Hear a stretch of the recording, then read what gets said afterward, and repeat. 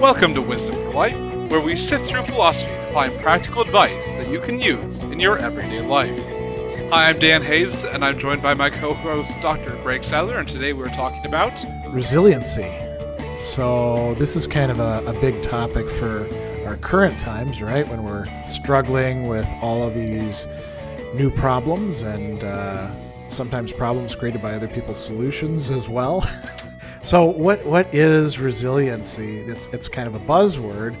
There's a lot of people who think that we just either have it or don't have it.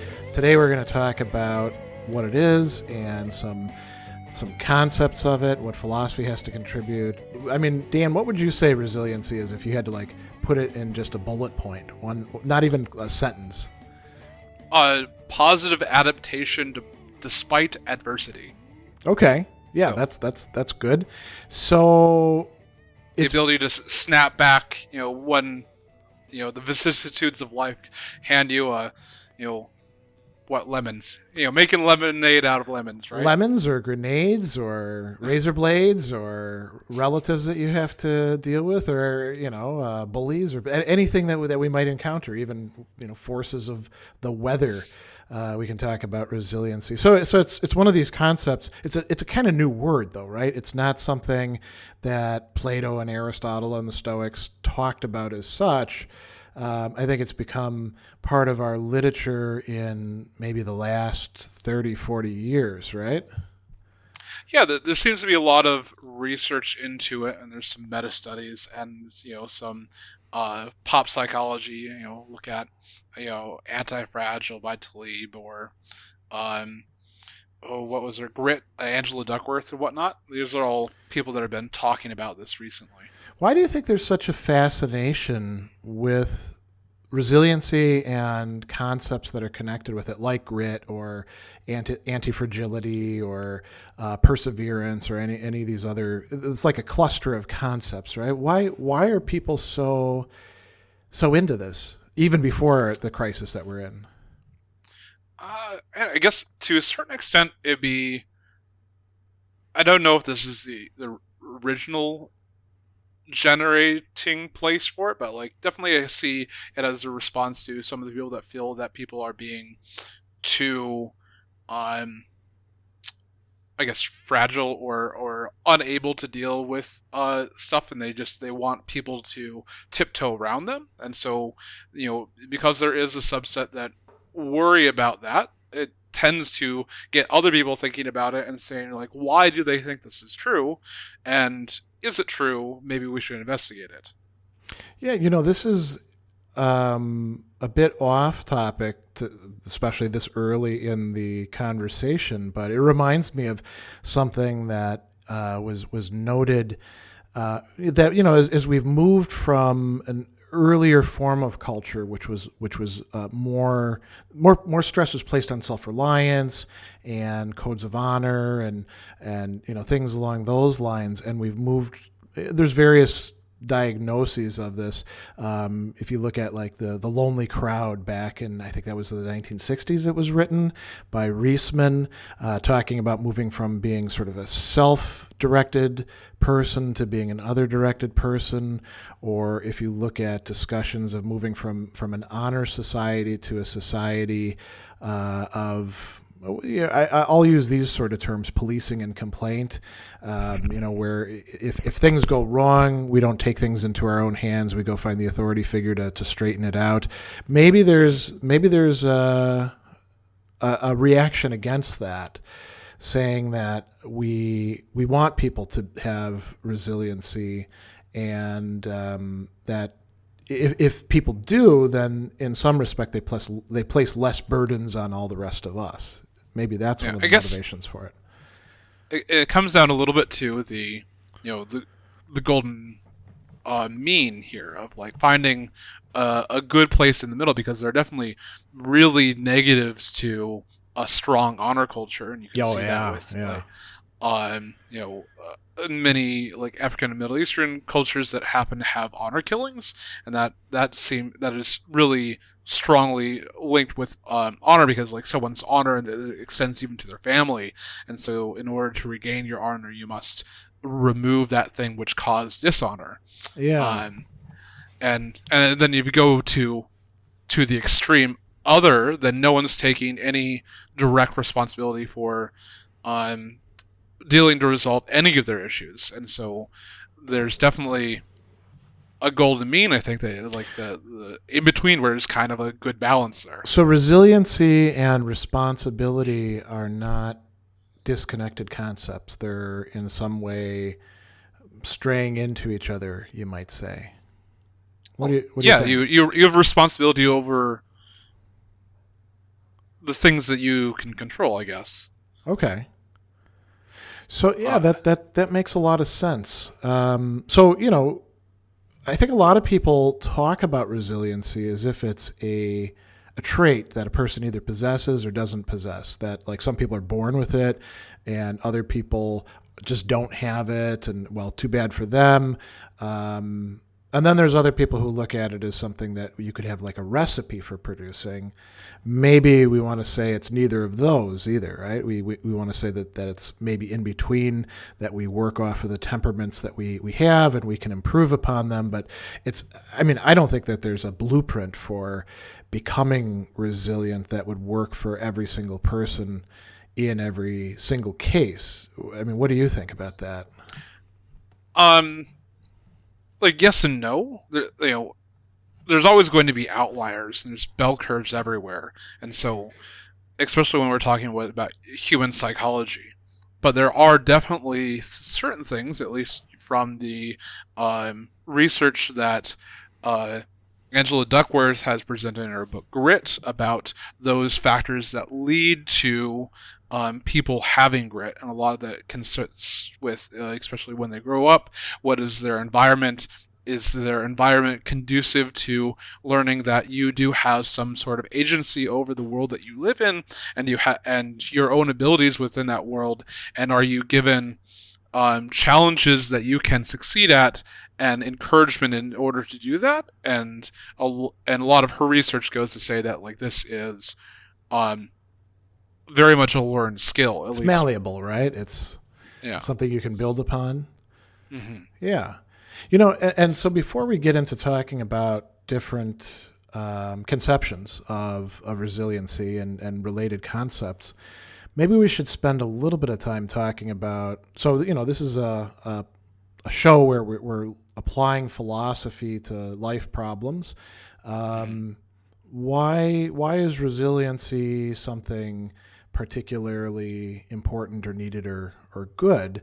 I would say one reason is, well, if we want to be happy people, and I don't mean happy like, happy shiny people, great corporate drones or anything like that, but actually, happy in the full sense of being fulfilled in your life and having good relationships and, some, like you mentioned, agency over the things that are going to happen to you, and being able to measure up to the challenges that you face and stick to the values that you have. So if we're going to be happy in that sense, I don't see how we can do it without being, at least to some degree, resilient, because if we lack resiliency, we're going to collapse when we need it. It seems to me like it's closely connected to earlier concepts of the virtue of courage or fortitude, being able to persevere and go through things, which we have despite to have. adversity. Yeah, exactly.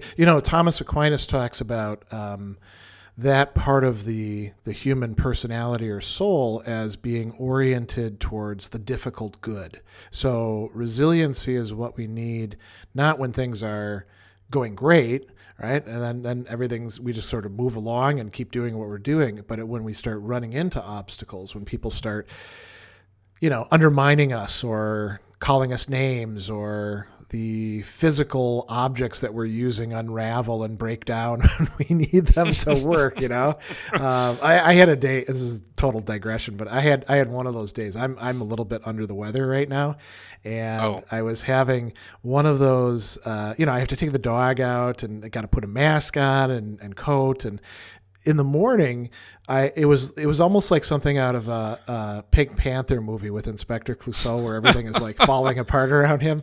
So I put the mask on and I get that on, and immediately my glasses start fogging up, and I get my coat out of the closet, and the hanger falls down, and I have to bend down to pick it up, and then I like bonk my head, and it's like one thing after another, right?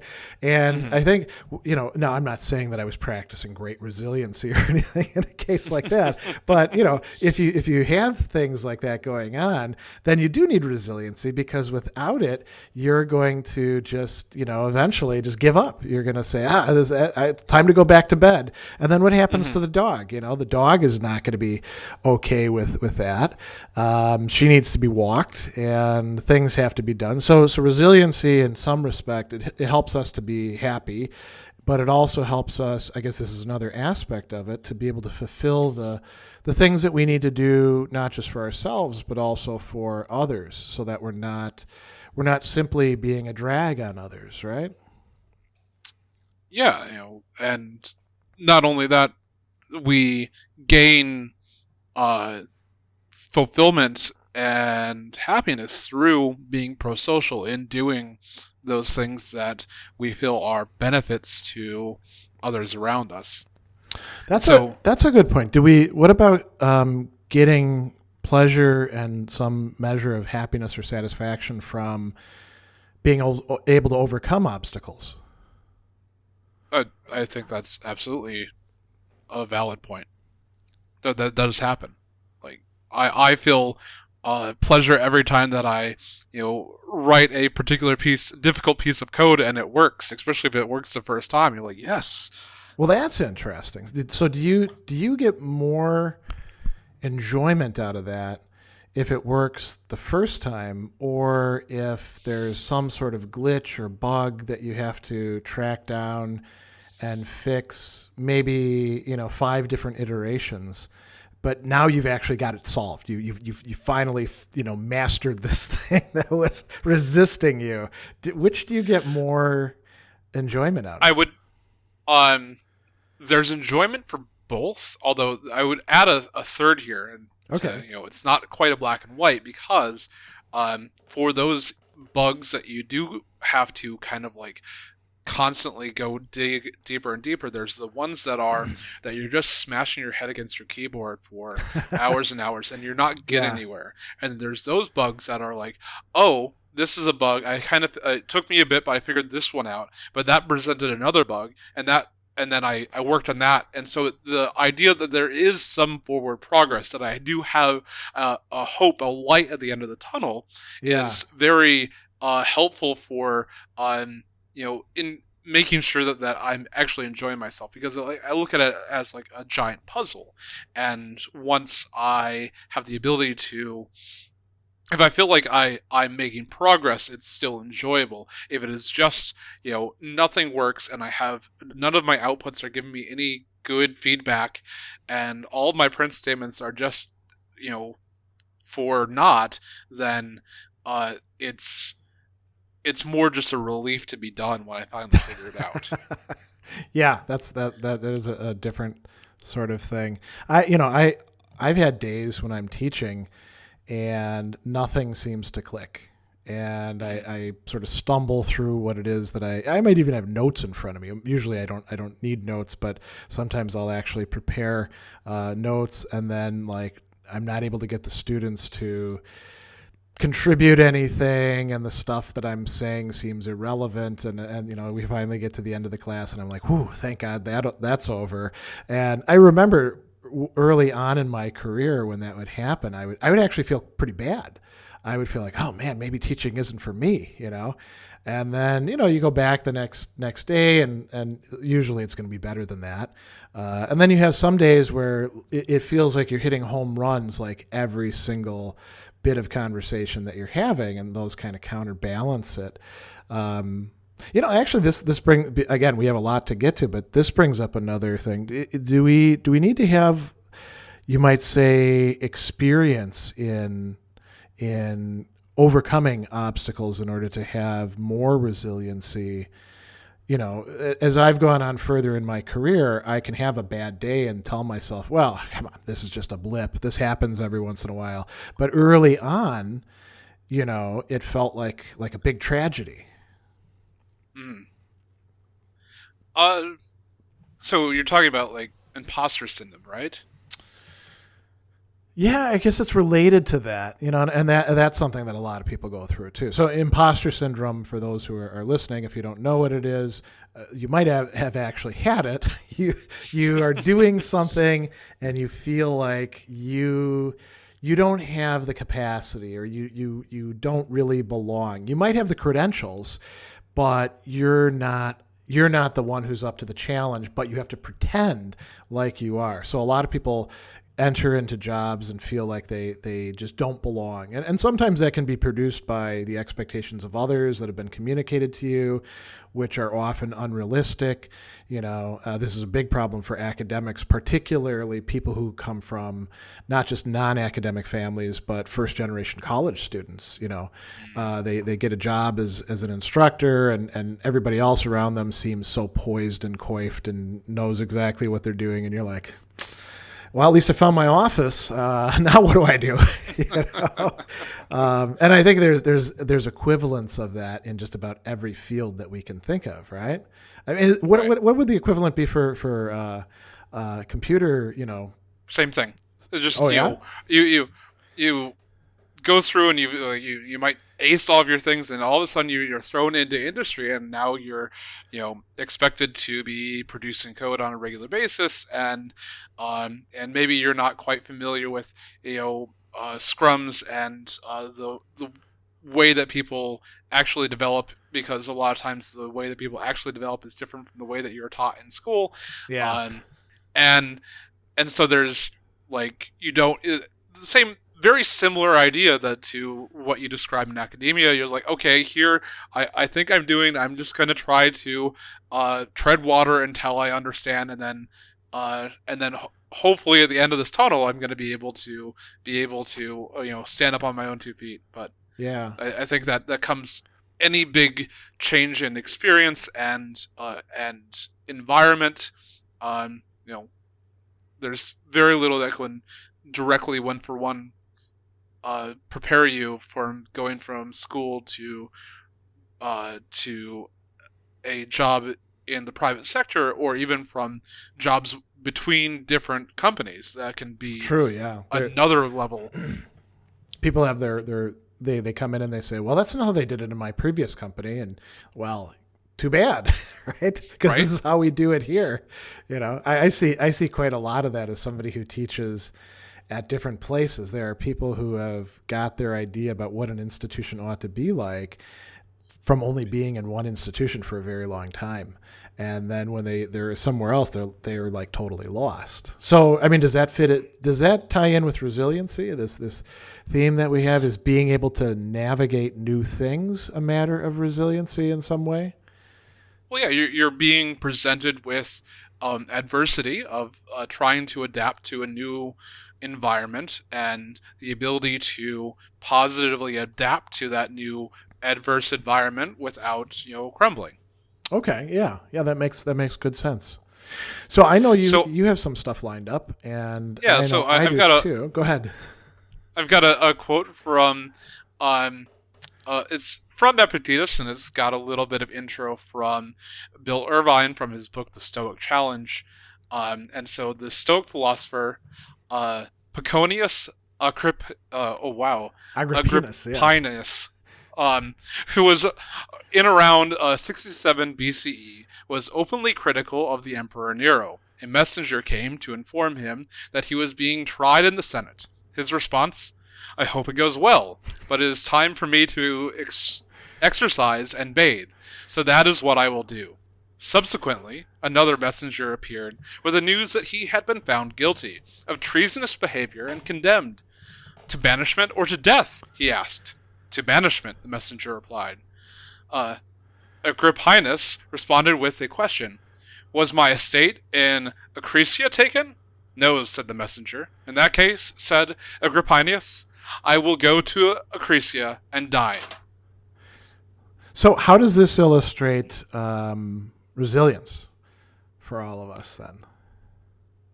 It's, he had a negative, a very adverse situation happening. Yeah. He's being tried for treason. He doesn't even get to go and defend himself in front of the Senate, and he takes it in stride. It's like, well, I'm eating now. There's nothing I can do about this. Why should I be, up in arms or, worried about this thing?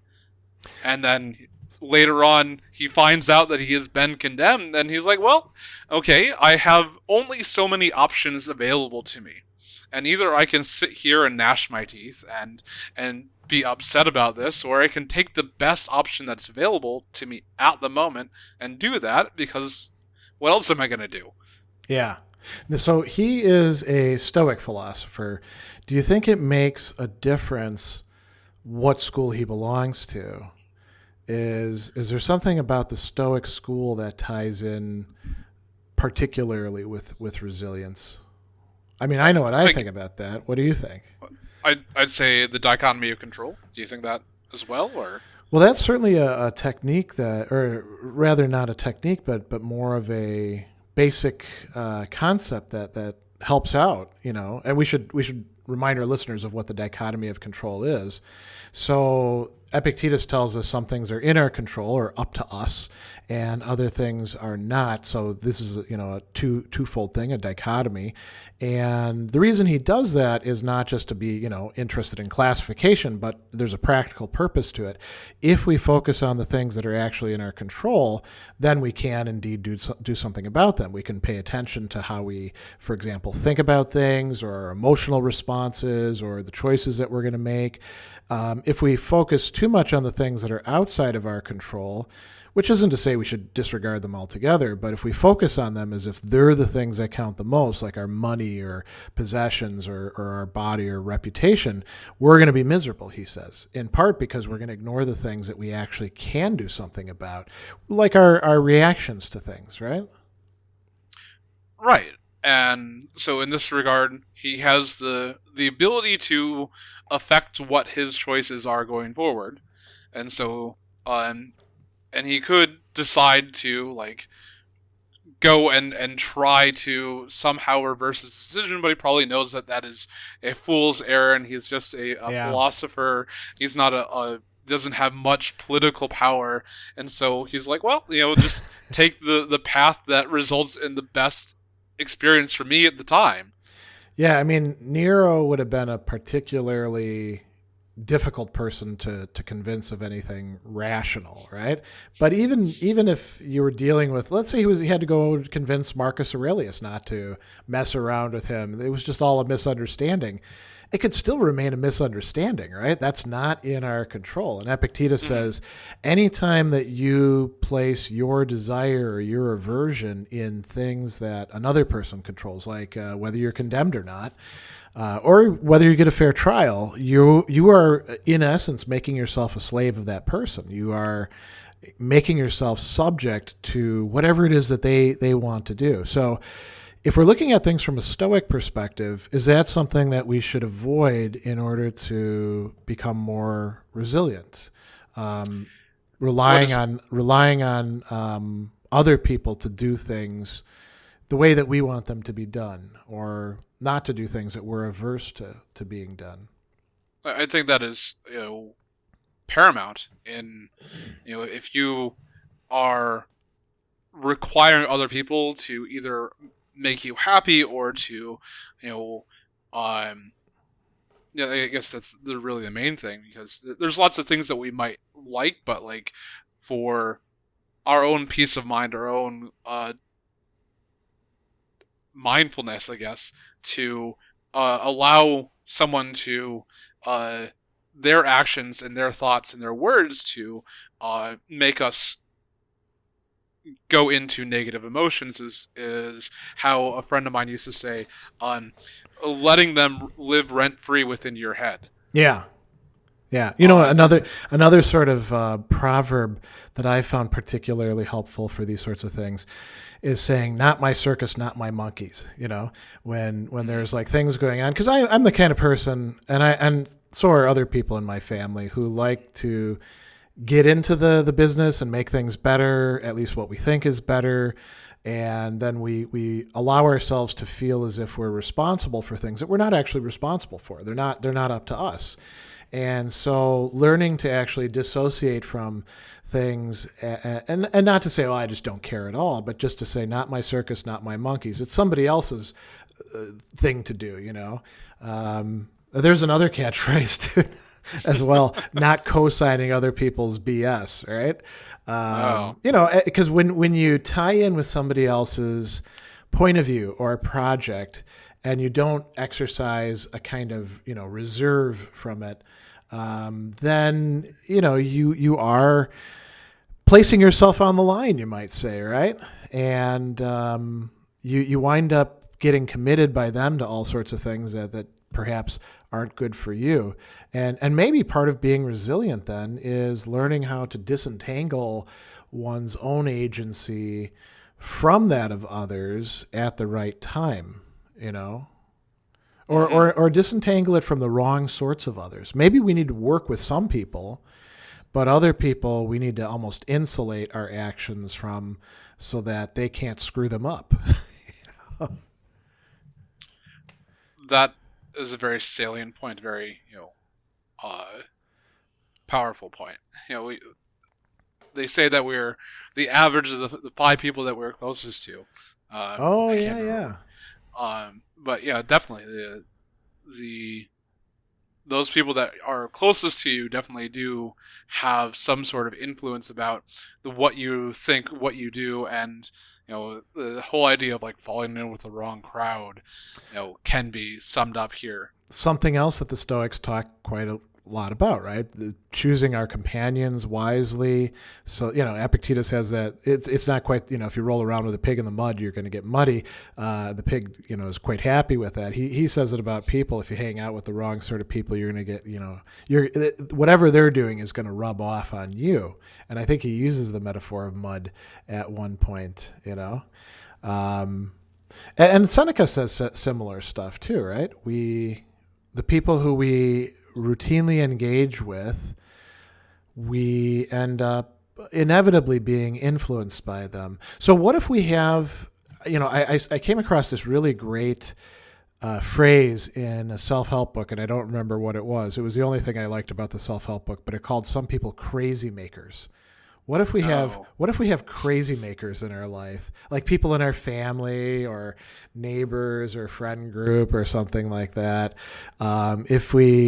They just want to stir the pot, or they don't know that they're stirring the pot? It could be all sorts of things. Some people really like drama, right? So they do stir the pot. Other people are just kind of selfish and oblivious to the feelings of others, and they just do what they're going to do. And you can tell them, I don't like when you do that, and be nice and assertive with them, but they don't care. There's other things. Some people have debilitating issues that perhaps don't have to be debilitating in the way that they are for them, but they allow them to be, and then somehow it's our problem, our issue to deal with. And so there could be a lot of different permutations on this. But let's say we don't want to cut these people out of our life. If we want to be resilient, do we need to find ways to minimize the effects of what they're doing? I think we probably have to do that to some degree. So maybe we'd use the Stoic technique of dissociating the appearance from our judgment about that and questioning our judgment. So if they're being insulting, maybe we don't interpret it as an insult, and we say, that's my part. I'm the one who's reading that into it. Really, they're just behaving the way that they do, or we remind ourselves they're doing what they're doing because that appears to be to them the best thing to do. There's a lot of techniques that the Stoics have. So all of those, I would think, would help us to exercise resilience and build resilience while at the same time doing something else that the Stoics think is really important, which is maintaining our relationships and fulfilling the duties that are inherent in, as Epictetus says, the very names of the relationships, like being a son or being a sibling or. So was this your original thought when you were talking about Agrippinus and that he has a certain responsibility as I guess a Roman citizen in this case to follow the dictates of how the Roman political apparatus has been set up? I hadn't thought about that, but I think he probably would go along with it. Sort of like Socrates accepting the penalty that Athens, as he knew, very unfairly imposed on him. I think Agrippinus would probably go along with that. But there's another side to it, which is, if you're going to be sentenced and executed, how are you going to deal with it? Are you going to say, oh, this is so unfair, Nero, a tyrant? That's actually probably less effective than just saying. And you don't want to just be like, well, whatever happens, it's A-okay with me. Instead, you could be like, well, I guess I'll go along with this, but everybody knows, what the score is here. And that, I think that in some ways could be more effective. Although when you're dealing with a Nero, man, that's pretty low. When you deal with a tyrant, what are the normal way of dealing with things get thrown out. I guess this is kind of to the basis of the American Revolution, that they believe that King George is the tyrant and thus they needed to sever their political connections with them. But yeah, that's more of a group versus a group instead of an individual versus the group. Yeah. I mean, in that case, there were all sorts of aggravating circumstances. I mean, you can see this in the things that they're ticked off about. Like one of them that even got put into the Bill of Rights was about, you can't board soldiers in people's houses. That seemed to have really ticked off a lot of people, right? And it makes sense because they're you're not just like putting them up in your room or something. You got to feed these hungry guys too. And so they saw that as particularly egregious. But I mean, it's interesting with the American Revolution. About 1/3 of the people were for it, and about 1/3 of the people were against it and became Tories, and about 1/3 of the people just didn't care one way or the other. And a lot of times, what gets done is not because like the totality of the people turn against something. It's because some motivated individuals are able to make the case, keep making the case, and then in the case of the American Revolution, do all sorts of actions like storing up weapons and, gunpowder and appointing officers and, raising militias. And we could transpose this out of that sort of circumstance and think about the resiliency. Think about this. So does it take resiliency to stay inside and when you go outside to wear a mask like the CDC is recommending that you do? I think it actually does, I absolutely agree. Yeah. It is, it's a very difficult thing. I just want to go outside and do all the regular things that I do on a normal basis. Yeah. And why do I have to have this thing on my face and it itches and I'm supposed to not touch my face? Yeah. All those things require a amount of willpower for you to overcome these things. But if you look in the grand scheme of things and what the reasoning behind this, and is this reasoning, I guess pro-social, definitely pro-social, that you're trying to improve the health of those other people around you. Move beyond your selfish attitudes, I guess. Hopefully.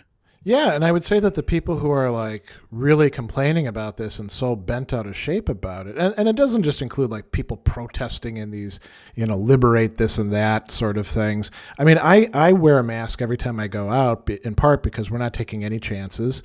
I have to walk the dog 3 times a day. And I remember just the other day, there were 3 20-something guys that were walking down the street, clearly not social distancing. And they were they're the sort of people who were perhaps a little bit too, what would you call it? were too public. They were putting on a show about how, you know, they weren't scared of the coronavirus. And they saw me wearing a mask and walking the dog, and then they were talking very loudly about how, you know, they don't care about it. It's not going to affect them and all that.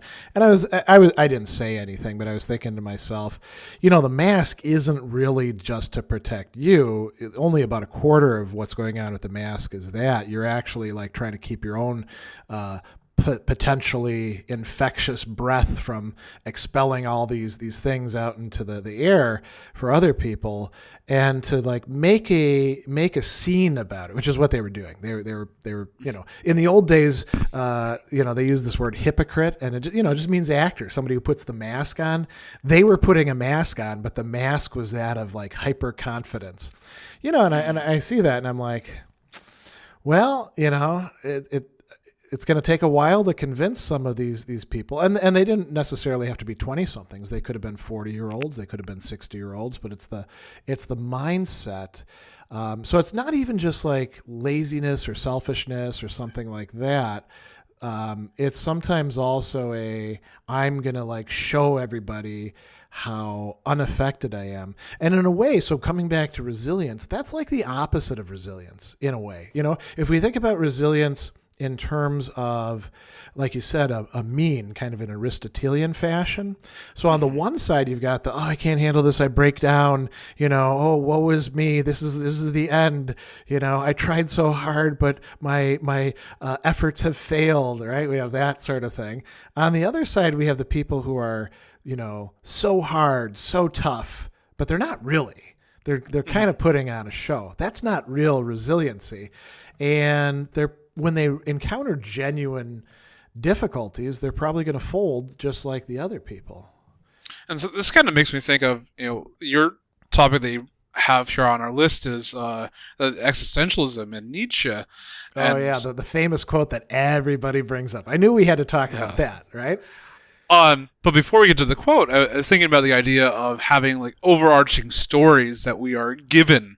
And so especially when you're young, you're latch onto these stories of like this vitality, and this thing isn't going to affect me, as well as, you know, it is a staple of people that are young to, you know, not quite totally take in the full consequences of their actions. Yeah. And they tend to be a little bit more selfish just because of like the lack of lived experience. And so I see the story that they are exuding, that is not a real story, but a story that they've just glommed onto. And they're all telling each other back and forth, right? To like sort of like people who have to get their friends to egg them on to do something, you know? Yeah. So what's the quote? Oh, well, it's the one that you find being used in everything from Conan the Barbarian at the start to, you know, self-help books. What actually in pop songs too, right? What doesn't kill me makes me stronger. And it's from the Twilight of the Idols, and it starts out of life's school of war. So that's even more, you know, daring and martial. And okay, so, you know, what does that mean? Should we like get hit by a car because that does not kill me? I'll actually come out of that stronger? Probably not, you know. And if you get coronavirus, you know, you may recover from it, but a lot of people are coming out of it with lasting lung and heart and other things damaged. So I don't know that this is actually that great of a idea taken straight, right? We probably have to qualify it in some ways. And that leads to I know you wanted to talk about the notion of anti-fragility. That kind of fits in there, right? Yeah, exactly. And so this is the idea that there are certain systems, both in biology and computer science and sociology, that are benefited by having stresses exerted upon it. And so, for example, how do we build muscles? We lift weights, and what is that actually doing? It is actually ripping your muscle tissue, and that is that causes your body to respond by building more and stronger muscles in its place, as well as Wolff's law, which describes how bones grow stronger due to extreme loads, as well as in computer science, a lot of machine learning is basically, especially on non-directed machine learning, has an agent, like for example a driverless car, drive through things and it's constantly gathering data. Yeah. And the more data it gets, the more adverse interactions, the better it will be able to respond to situations in the future.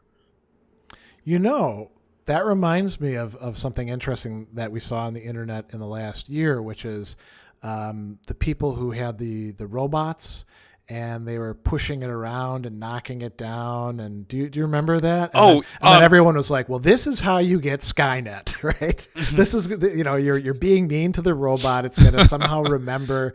And then they had to go online and say, we're not actually being mean to the robot. We're actually helping it to learn how to deal with adverse circumstances.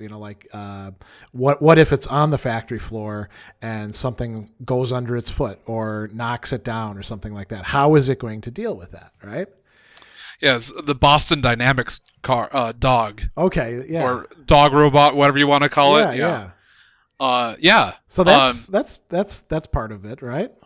Yeah. I don't know exactly if at that point in time they were doing learning, because you can have two processes. You have the learning process, and then you just have the running what has already been learned. So you think some of these guys were actually being mean to the robot? I guess. That opens up a whole can of worms of how can you be mean to it? Yeah. And at what point in time does a robot have agency or animateness? Yeah. But that is far afield, but yeah. Somebody who I wasn't actually thinking about talking about originally, but now it brings it to mind, is the great strategist of the 20th century, the late 20th century, Edward Luttwak, who has this wonderful book called Strategy, the Logic of War and Peace. And he doesn't use the word anti-fragile, which is, Talib essentially coins that, but he talks about something very similar in how the investments that people make into, for example, defensive systems, they often turn out to be a bad investment. And they get beaten by all sorts of countermeasures, because the natural thing in any sort of strategic back and forth is what he terms dialectics. And he's taking this, he's going all the way back to Clausewitz, who it was a great military theorist in the early 19th century. But it's very interesting because Luttwak applied this to the Soviet Union in a book called The Grand Strategy of the Soviet Union.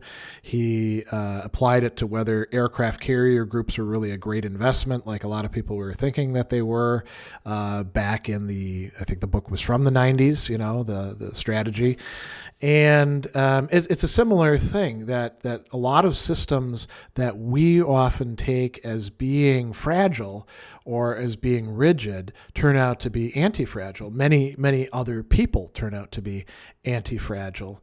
And then we are posed, once they respond, we're surprised and we're posed with our own challenges in dealing with them. And, it doesn't always have to be antagonistic. We could actually, in some cases, be disabled by the responses of people who we thought would never want to cooperate with us and never be reasonable, suddenly being so, and we're suddenly placed in a position where maybe we have challenges of too many resources or too many choices to make, or things not presenting that constant pushback on us. And then, what would anti-fragility or resilience tell us about these sorts of things? Would it say just, great, everything worked out for you, take it easy now? I don't know that would be the response. If you're really because then it presents you new problems. They're good problems, but there's still obstacles to. Say everyone wants to work together, but then how do you organize everyone to work together and work together well? And there's still things to progress and to tweak to hopefully come to better outcomes, even though there's not a direct antagonist. Okay. Yeah, that makes sense. So is there more to say about anti-fragility, you think? I think we're good. We might need to move down to our question if we're going to Sure. actually make it to that. Yeah. Unless there's anything that you really need from the main topic. Well, I just wanted to mention that Margaret Graver, who wrote a wonderful book called Stoicism and Emotion, also gave the plenary address at Stoicon when it was in Toronto several years ago. And she did a discussion about how the Stoics are different from the Cynics and the Epicureans when it came to the emotions and dealing with the emotions. And the Epicureans, it's sort of like Goldilocks, right? The Epicureans in some way are too soft, and the Cynics are too hard. They focused on like trying to almost eradicate things that would interfere with, virtue and happiness. And she viewed the Stoics as having a better position for, as she put it, the heart. And so I think her view on that it fits in really well with this notion of anti-fragility. The goal is not to like harden oneself up so that you'll never have challenges. It's not even a question of overcoming them, nor is it a matter of like withdrawing yourself from life so that things work out better for you, the soft Epicurean way. Rather, it's to be able to handle the challenges that come to you in your emotional responses, and to be able to shape them and remold them and then come back at things, sort of like the wrestler getting back up after the fall. So I think that was the only thing I wanted to really stress. I guess I want to just touch really quick on reframing, which is a way of, I guess we'll get to it a little bit with our practice of negative visualization. But this is to change what you think is bad, and in negative visualization, you think about like the worst possible things that could happen, and then once you realize that those things don't happen, you realize that your life now is actually a lot better than the what could happen as the worst. But it lends a sense of perspective, right? Mm-hmm. And it helps us learn from the mistakes we've made by reframing. And we're going to move on to the question here then. So the question is go ahead. Wait. Okay. How to foster resiliency in someone who lacks it. Someone who is close to is it better for you to help them learn resiliency, or is it better to shield them from the negative and the antagonistic people of the world? Yeah, and this is a very common problem that parents have, for one thing, but not just parents, but spouses can have that, or significant others. Maybe it also affects friends. Teachers sometimes have to deal with this in terms of students, and some students actually have to do a little bit of shielding of teachers from time to time as well, right? And I think this applies to the workplace. What do you do with your coworker who just can't handle getting bad news, or maybe even can't handle being given additional deadlines? Do you try, how do you, deal with this? Should you try to support them in some way and do you take up the slack? That's not actually supporting them, right? Because ideally you want them to be resilient. It's good for them to be resilient, and it's also not great for them to be continually leaning on you. Or do you shield them from it and say, they can't handle it? Or do you cut them loose? That would be another option as well, although hopefully not exercised in too many cases. Right. I guess my first feeling is, like, if you can teach them some of the skills. We talked about how we're on a spectrum here, and everyone's got a natural proclivity to resilience or not, but is definitely something that is malleable. Yeah. And it provided the right environment for doing that. So if you have those friends or coworkers, if you can provide them some situations to like help build up their own confidence, their in the ability to actually be resilient to things, then it's going to make your life and their lives better. Yeah. That's actually that and you might even like, I'm not saying like keep score or necessarily like write things down in a journal, but maybe this is something that happens over time, right? It's not like people snap their fingers and suddenly become more resilient. It happens like building muscle, right? You work out and it gets a little stronger, and you work out and it gets a little stronger. So for example, go ahead. I in an organization I used to be part of, when new members joined, we would give them positions within the organizations that were small and minor and easy to do, in order for as their first couple months within the organization, that they would gain their trust in themselves, that they are able to do these things. Yeah. And part of it was used as a barometer to see if they could actually come through, and so they would be given more responsibility. But also it is like, okay, if you throw people right into the deep end, it's kind of sink or swim. But if you that's ease them into it, way of doing things, right? Yeah, but if you don't have the resilience built up, then that's just gonna be a shock to their system. You need to get them into a challenging position, not a fearful position. I have set up classes in such a way that students get to fail early and fail on fairly low stakes things, so that they then can take the feedback that I give them, and sometimes it's just a matter of like actually paying attention to what the assignment requires them to do.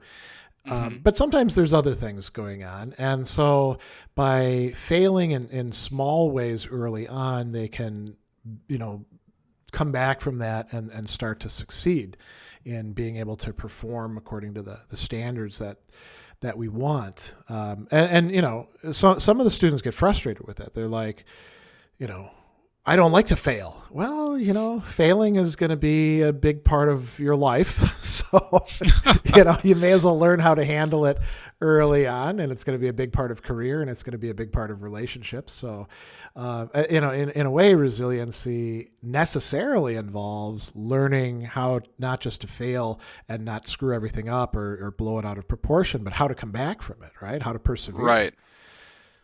I think there's so much pressure on a lot of people to get it right the first time, especially within an academic setting, that any setback, and I have experienced that in my own life as well, in the academic setting, of like getting a paper that I thought deserved better, and having to go and like go through everything line by line to figure out like what were you thinking, or what was I thinking? Why am I failing here? Me too. And it was very frustrating. Yeah. But you learn, the more that you are exposed to that failure, the more you realize that it's not a bad thing. And so there's the mantra in Silicon Valley: fail fast and fail often. Yeah. And because basically you actually learn more from failure than they do from success. Success can lead to complacency, right? Right. Yeah. So talking about like the last bit of your thing of potentially dropping your friend, or is there a time when there are people in your life that just do not have any resiliency, and are they no longer kind of like, I guess, worthy of your friendship? What's your opinion on that? I don't know that it would be you could, if it's about like friendship in the fullest sense, I guess we could use words like worthy or things like that, because we should be able to choose our friends. We shouldn't have friendship like thrust upon us as like a big obligation that we have to have, right? When it comes to other kinds of relationships, maybe it's less like that. When we take marriage vows, there's a good reason why it's for richer and poorer, right? In sickness and health and all that sort of stuff. And I think when it comes to familial relationships, unless somebody's being like abusive or exploitative or something like that, we probably shouldn't cut them loose.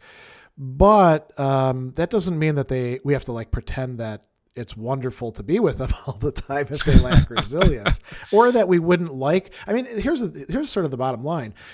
We don't want people just to have resilience so they're not a pain in the rear for us. We want them to have resilience because it's better to have it than not to have it. To lack it is in some way to live a life that becomes impoverished because it subjects one to being pushed around by the fear of failure or other anxieties or one's inability to handle one's emotional response of anger or all sorts of other things, right? It's resiliency is something that allows a human being to exercise agency and to feel like they're in control of their little bit of the universe that they do control. All right. I think we need to move on to our practice, which is negative visualization, and I touched on that just a little bit. Now we discussed this a couple episodes back, so we're bringing some new and richer things to it this time, right? Mm-hmm. So we build resilience by becoming acquainted with manageable stress. And one way we can do this is through negative visualization, the idea of sitting and thinking of negative things that happen. This is kind of the opposite of positive thinking. Yeah. Because the problem with positive thinking is you think something great is going to happen, and then reality comes and smacks you in the face because everything didn't turn out quite well. And so the idea here is, well, if you look at it, the worst things that could happen or bad things that could happen, then you realize that most of the time those things actually won't happen, and now your perception of what could happen to reality is a good one. Yeah. There's also a reframing aspect to it as well. Sometimes if we sit and we really look at the things that we fear or dread or view as threatening to us, if we think it through, there's two things that can happen with it. One is we can realize, well, actually that's not that bad. Like what would happen if I did get sick? Well, if I get sick, I might die from it, but I might not, So maybe getting sick is not. And if you do die, then it doesn't matter anymore. True, yeah, and there's that whole thing. I mean, we could go into the if you go to heaven, if you go to hell, that leads to an Irish joke eventually, where you're shaking hands with all your friends down in hell, right? I don't know if you've ever heard that one, but it sounds apt. It's like a decision tree, right? And so, there's that aspect to it. So we can become. We have a better perspective on it. Like what if I'm giving a talk and my pants fall down? People will laugh. It might go on YouTube, but it's not going to be the end of my career. I might become the pants fall down guy. So that's it's only going to get worse if you get super embarrassed up on stage. True. Or start shouting at people. Don't look at my pants.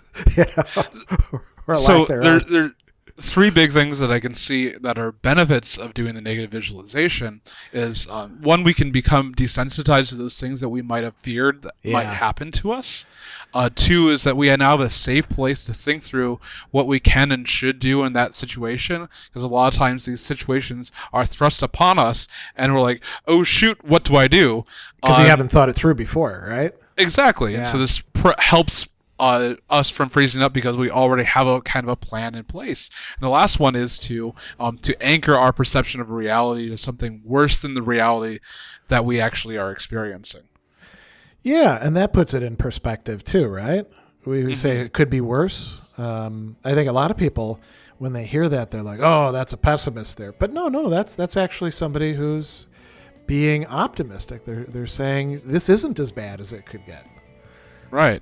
Another thing, too, with negative visualization from a Stoic perspective, and I know we got to wrap up really quick here, it could be used with the dichotomy of control to say, listen, if these things happen to my possessions, my reputation, my body, that is not the end of the world for me, because none of these things can actually turn me into a bad person. I think a lot of people think that and it's because of our culture, if they're not successful or they go from being successful to being, as we often say, failures or losers, that somehow that's a moral failing on their part. We know that the economy is not fair.